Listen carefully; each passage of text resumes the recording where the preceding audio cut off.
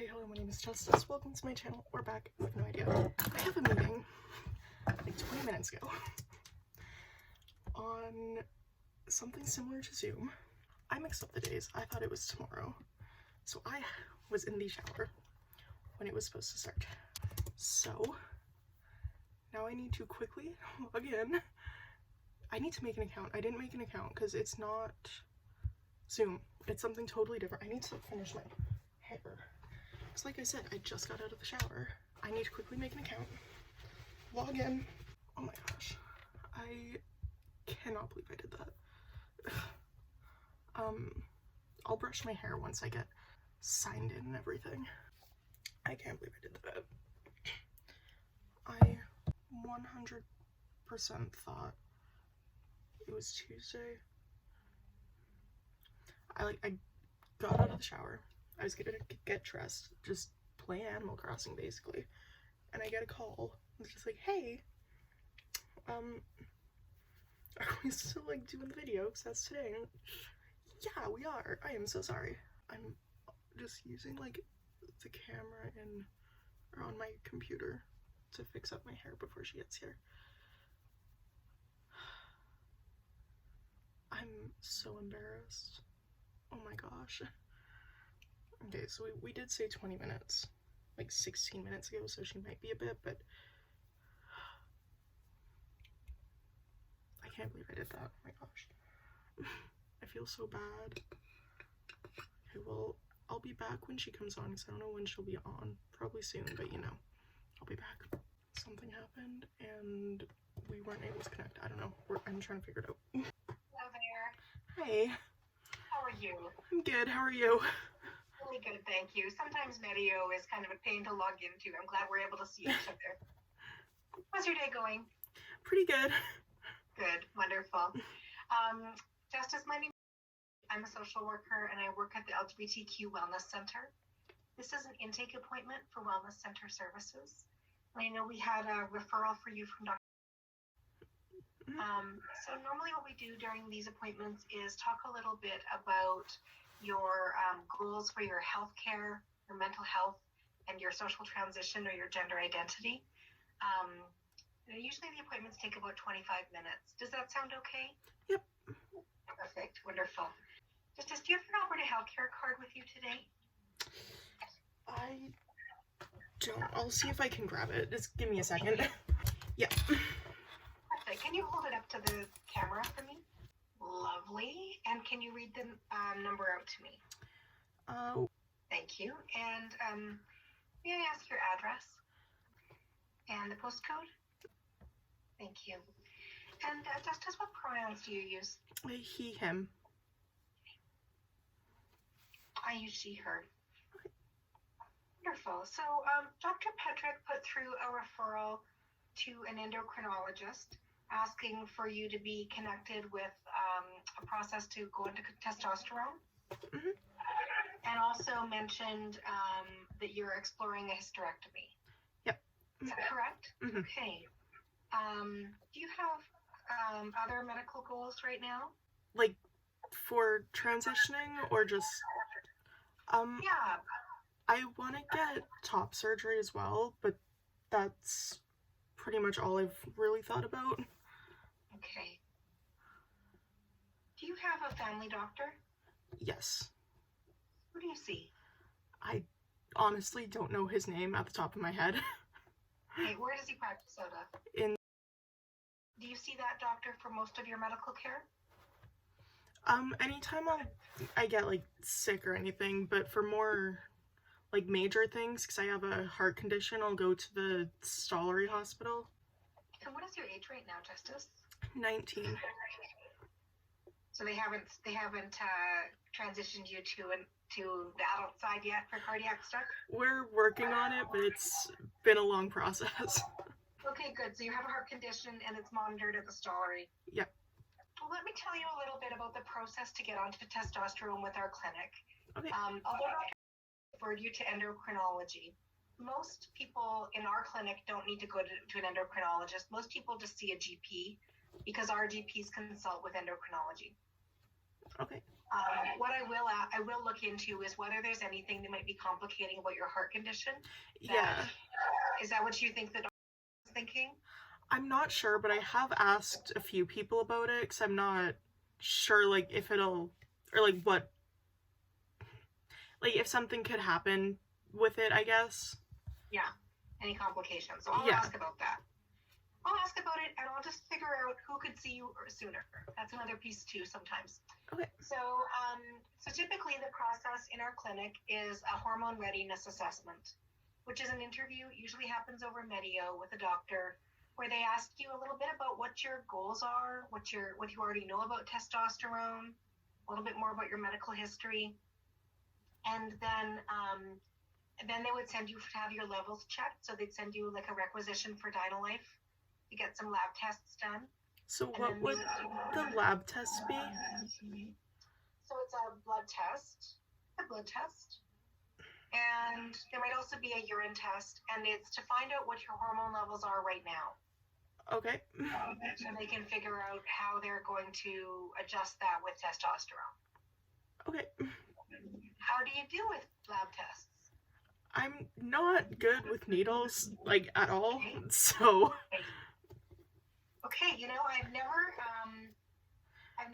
asked. I've always assumed that it was blood-based, but it might be urine-based. Okay. Let me just text a colleague and ask quickly. Okay. If they know. See if we get an answer.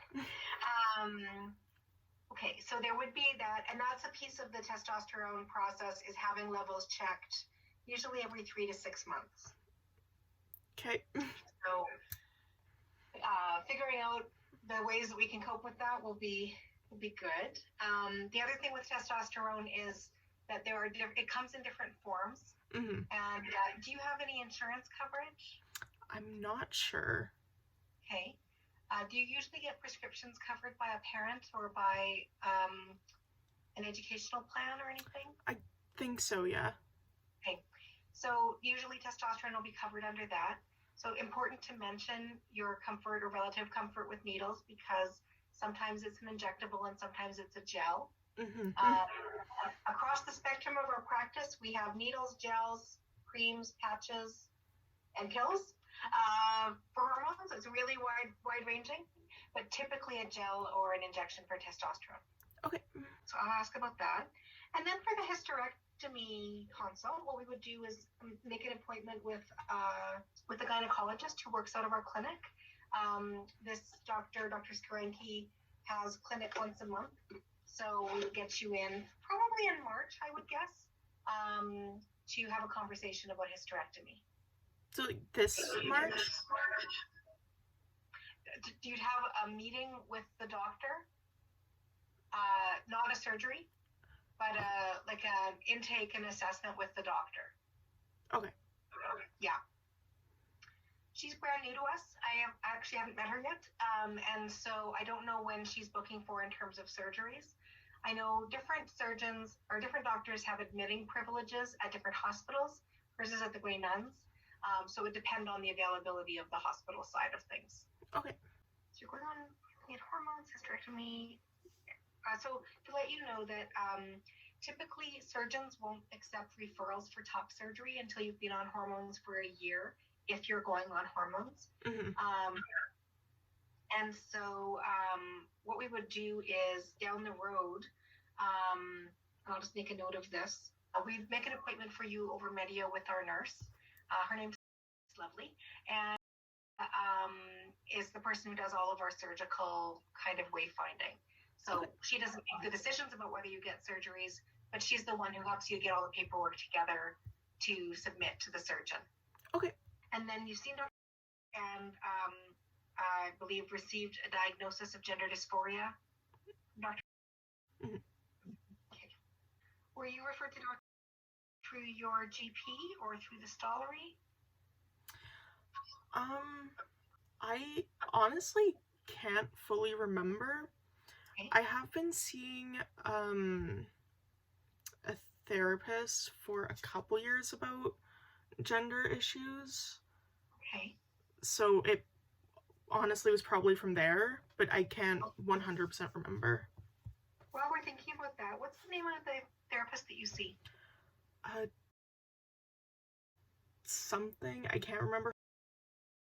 So the heart condition, is there a name that goes with that heart condition? I don't know the name, but I can explain what's wrong with that'd be great. So I was born with 2 holes in my heart and my tricuspid valve was leaking. So they were able to like fix the holes for the most part, but the tricuspid valve is still inflamed and still leaking, so they have it like monitored, and right now it's as good as it's gonna get, but it's still not perfect. Okay. Were they able to repair the holes, or are those part of the valve? I think one of them is part of the valve. Okay.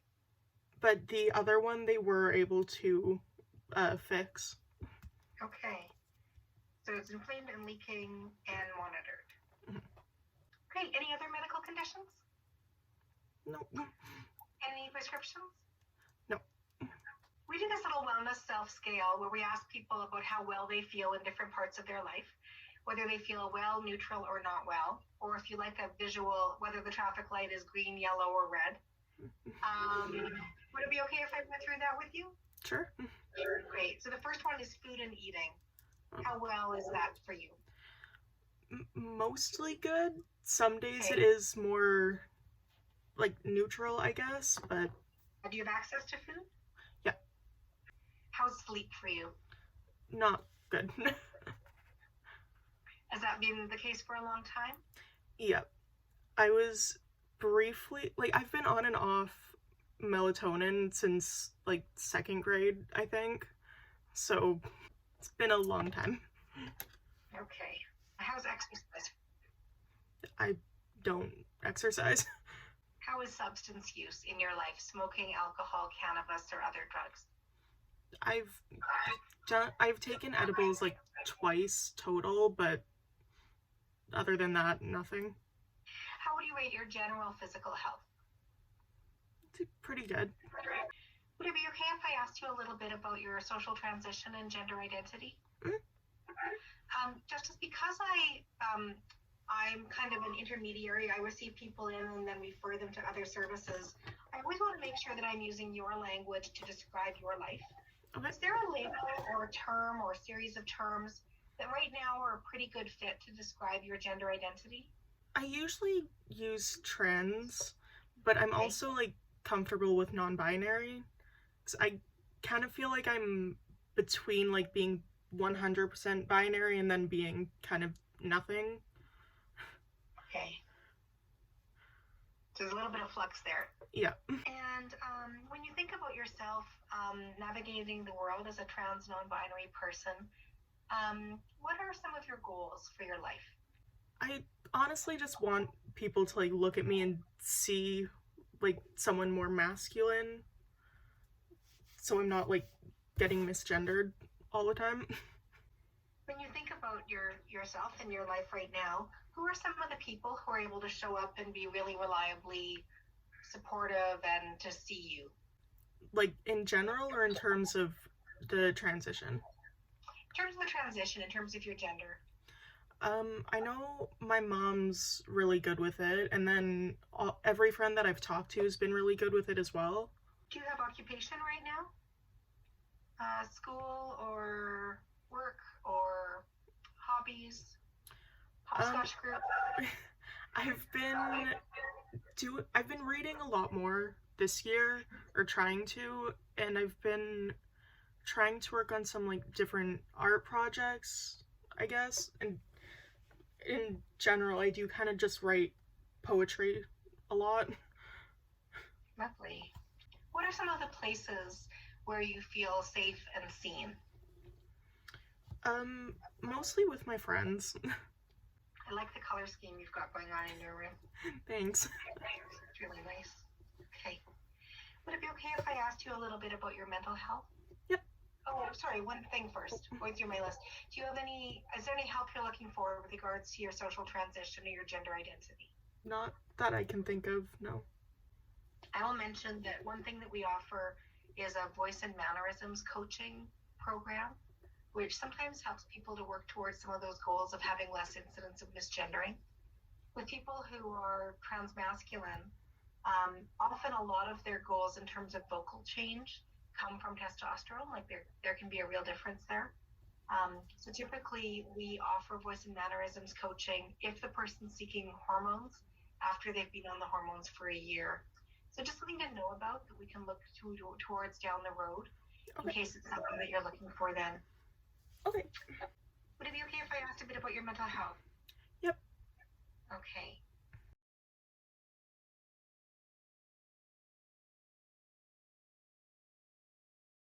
Are you interested in hearing about some mental health supports through the Wellness Center? Sure. Okay. So we are doing, we really believe in doing groups. Our experience and the research shows that queer and trans people like us do well with being able to see each other. That the world can be isolating, and so it can be good for when we can see each other. So we do a couple of different groups. We do a drop-in group that is drop-in peer support. It is on Saturdays. It's free.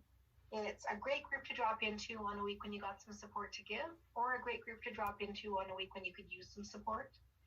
It's low commitment, so you could come one week, not come the next week, based on what you wish.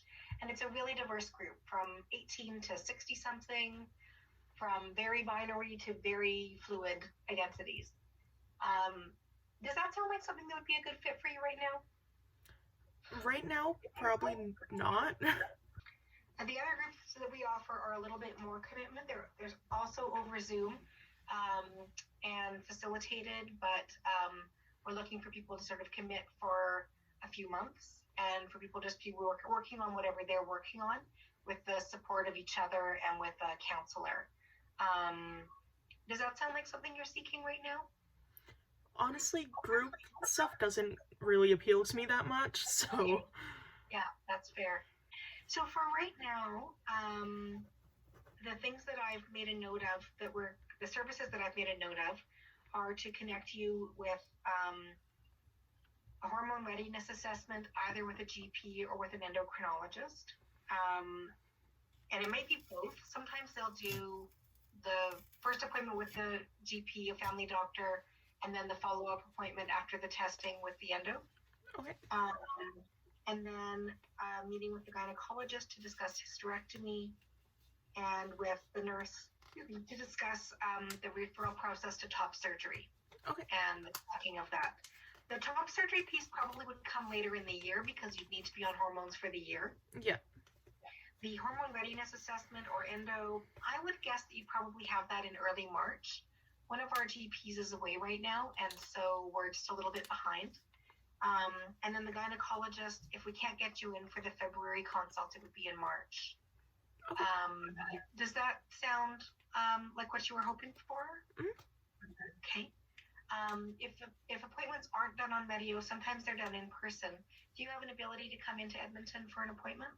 It would probably be easier to do it over Zoom or Medeo. Okay. If it's an appointment where they need a physical exam, where you need to be in person, is it possible to navigate the buses to... Sorry. It's okay. I probably could, yeah. Okay, yeah. We're located on Good Transit. We're right on White Ave, just a little bit east of most of White Ave. So if there are buses that go to the university, often it's easy to get to us from there. I'll just make a note. I'm assuming that you don't drive? No. Okay, so I'll just make a note of that. Wonderful. So those are the things that I'm going to work on for you. Do you have any questions for me about the Wellness Center or any of the services? No. Okay, wonderful. So we only have one admin for our busy little clinic. So Allison will give you a call, if not next week, then the week after, to book these appointments. Unless you have a specific question about something that we talked about, we'll ask that you not call to find out when the appointments are, just let them kind of get to it. Yeah. And then we'll get those lined up, and hopefully those will be good next steps on your path. Okay. Wonderful. Well, it was really nice to meet you today, Justice. I hope you have a great day. You too. Okay, take care. Bye-bye. Bye. Okay. there we go. That was that. Kind of different. Next month. I wasn't expecting it that soon. That makes me so happy. Okay, well that was that. I had other plans for today. Like, me and my Nana were gonna go shopping in like 10 minutes, so I'm gonna go. I'll see you when I see you. If you like this video, please give it a big thumbs up. That would mean a whole lot. And if you want to see more of my face whenever I upload next, please hit subscribe. That would also mean a whole lot. Thank you guys so much for watching, and I will see all you whenever I upload next. Bye.